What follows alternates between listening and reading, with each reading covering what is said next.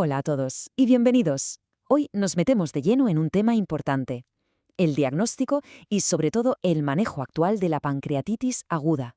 Vamos a ver cómo ha cambiado. Un dolor intenso, constante, que parece que te atraviesa hasta la espalda. Es una descripción bastante gráfica, ¿verdad? Pues así, con estas palabras, es como muchísimos pacientes describen el comienzo de un ataque de pancreatitis. Un evento médico que aparece de repente y que es, muy serio. Vale, entonces, vamos a seguir el viaje de una persona que sufre este ataque. ¿Qué es lo que está pasando realmente dentro del cuerpo en ese preciso instante? Vamos a verlo. Perfecto. Empezamos por lo básico. Lo primero es entender qué es exactamente la pancreatitis aguda y qué suele causarla. A ver, que quede claro desde el principio. Esto no es un dolor de barriga y ya está. Para nada. Estamos hablando de una inflamación muy seria, que empieza en un órgano clave como es el páncreas, pero que, ojo, puede acabar afectando a tejidos cercanos e incluso a otros órganos que están lejos. Es un problema sistémico. Y claro, una de las primeras cosas que hay que hacer es averiguar por qué ha pasado esto. Es que es fundamental para que no se repita. Y fijaos en los datos, son muy claros. La causa número 1, por goleada, son las piedras en la vesícula, la litiasis biliar. Casi la mitad de los casos vienen de ahí. Luego está el alcohol, que también tiene un peso importante, y otras causas menos comunes. Vale, ya sabemos qué es y por qué ocurre. Ahora, vamos a situarnos en urgencias. Llega un paciente con ese dolor terrible, ¿cómo se confirma el diagnóstico? Claro, con un dolor abdominal así de fuerte podrían ser muchas cosas, ¿no? Hay que descartar otras urgencias. Entonces, ¿cómo se llega a la conclusión de que es, sin duda, pancreatitis? Pues la verdad es que el proceso es bastante sistemático. Se apoya en unos criterios muy definidos.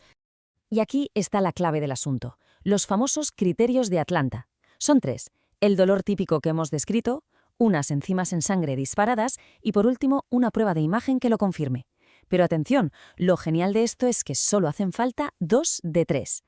¿Qué significa esto en la práctica? Pues algo muy importante, que si el cuadro clínico y la analítica son claros, muchas veces no es necesario hacer un TAC de urgencia, y eso ahorra radiación, tiempo y recursos. Y hablando de las enzimas en sangre, hay dos principales, la amilasa y la lipasa. Pero, ¿por qué se prefiere casi siempre la lipasa? Pues por dos motivos muy sencillos pero cruciales. Primero, es mucho más específica del páncreas, o sea, es más difícil que nos engañe. Y segundo, y esto es muy práctico, se mantiene alta durante más tiempo en la sangre. Esto nos da más margen, una ventana de tiempo mayor, para poder hacer el diagnóstico. Vale, antes de pasar a lo siguiente, hay una prueba que es, digamos, obligatoria. A todo el mundo con sospecha de pancreatitis aguda se le hace una ecografía abdominal.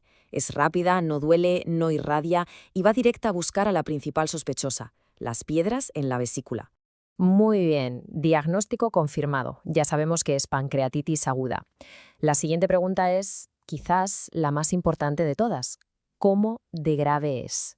La buena noticia, y es una muy buena noticia, es que la inmensa mayoría de los casos, como un 80%, son leves y se resuelven sin mayores problemas.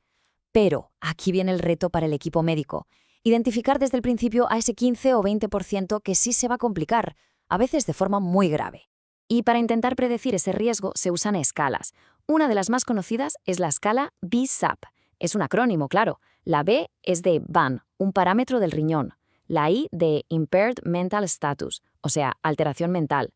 La S de SIRS, que son signos de inflamación por todo el cuerpo. La A de Age, edad, más de 60 años. Y la P de Pleural Effusion, líquido en el pulmón.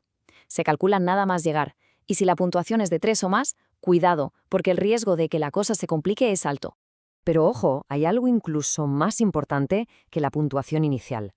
Es la persistencia de esa inflamación generalizada, del SIRS.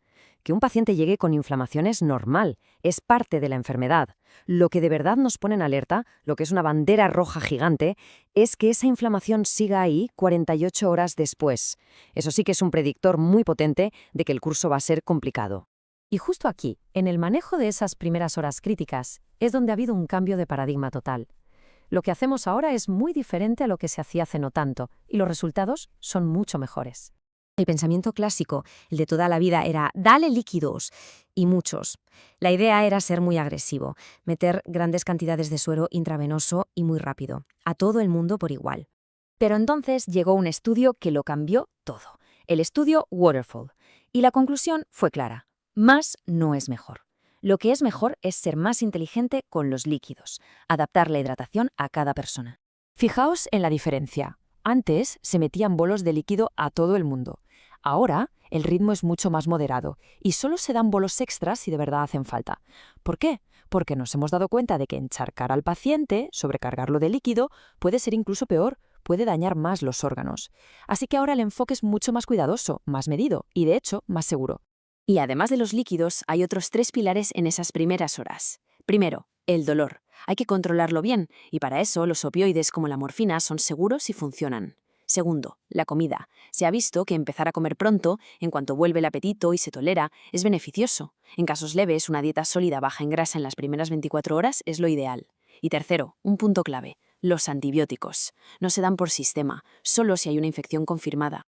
Superadas las primeras horas, toca hablar de la recuperación y, sobre todo, de cómo evitar que esto vuelva a pasar, porque ese es el objetivo final. A veces, aunque el paciente mejore, pueden quedar secuelas cerca del páncreas, como colecciones de líquido o tejido muerto. Aquí el tiempo es clave. Si tienen menos de 4 semanas, las llamamos colecciones agudas. Si pasa más de un mes, estas colecciones pueden organizarse, formar una cápsula, y es cuando hablamos de pseudoquistes o de necrosis encapsulada. Saber en qué punto estamos es fundamental para decidir si hay que hacer algo o simplemente vigilar. 30%. ¿Qué es este 30%? Es una cifra enorme. Es la probabilidad de que una persona que ha tenido una pancreatitis por piedras en la vesícula vuelva a tener otra si no solucionamos el problema de base. 1 de cada 3. Y por eso, la recomendación actual es tajante. Si la pancreatitis ha sido leve y la causa son las piedras, la solución es quitar la vesícula. Pero no en unas semanas o unos meses, no. La cirugía se debe hacer durante el mismo ingreso, antes de dar el alta. Ya no se considera algo electivo que se pueda posponer, sino que forma parte del tratamiento del episodio agudo. Es la única forma de romper ese círculo vicioso. Todo esto nos lleva a una reflexión final muy interesante, ¿no creen? El manejo de una enfermedad tan seria ha evolucionado hacia ser menos agresivo en algunas cosas, como los líquidos, y más proactivo en otras, como la prevención. Nos hace preguntarnos, ¿en qué otras áreas de la medicina prácticas que llevamos haciendo años por inercia podrían necesitar una revisión? Porque a veces el mayor avance no es una nueva tecnología o un nuevo fármaco, sino simplemente pararse a pensar y hacer las cosas de una forma más lógica, más inteligente.